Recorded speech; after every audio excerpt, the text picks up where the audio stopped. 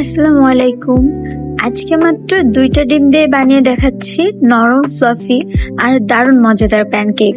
ঘরে থাকা অল্প উপকরণে খুব সহজেই তৈরি করা যায় এই রেসিপি। সকালের নাস্তা হোক বা বিকালের নাস্তা, সব সময়ের জন্য একদম পারফেক্ট একটা রেসিপি। তো চলেন দেখে নেই কিভাবে বানাবেন এই সুস্বাদু প্যানকেক। প্রথমে আমি এখানে দিয়ে নিচ্ছি 2টি ডিম।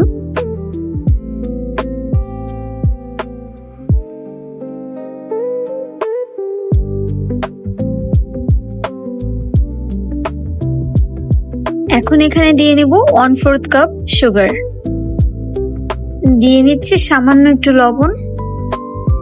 এখন আমি খুব ভালোভাবে ফাটিয়ে নিব যাতে চিনিটা সম্পূর্ণভাবে গলে যায়। এখানে দিয়ে নিচ্ছি সামান্য একটু ভ্যানিলা এসেন্স। এখন এখানে আমি 1 কাপ ময়দা খুব ভালোভাবে ছেঁকে নিব।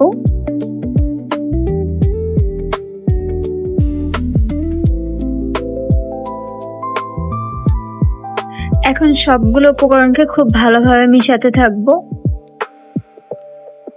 মেশানোর সময় আমি এখানে একটু একটু করে দুধ মিক্স করব। আমি এখানে সামান্য একটু দুধ দিচ্ছি, আমি জাল করা দুধ ইউজ করছি এখানে।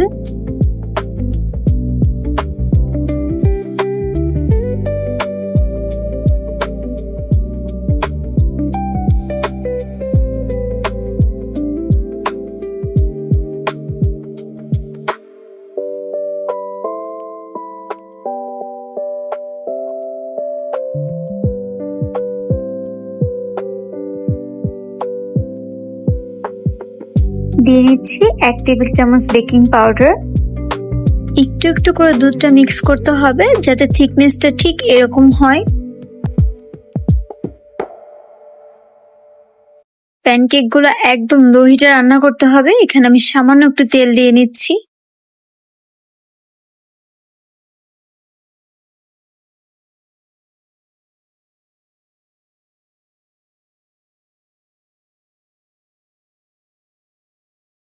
উপরে এরকম বাবলস দেখতে পেলে বুঝতে হবে যে আমার নিচের সাইডটা হয়ে গিয়েছে।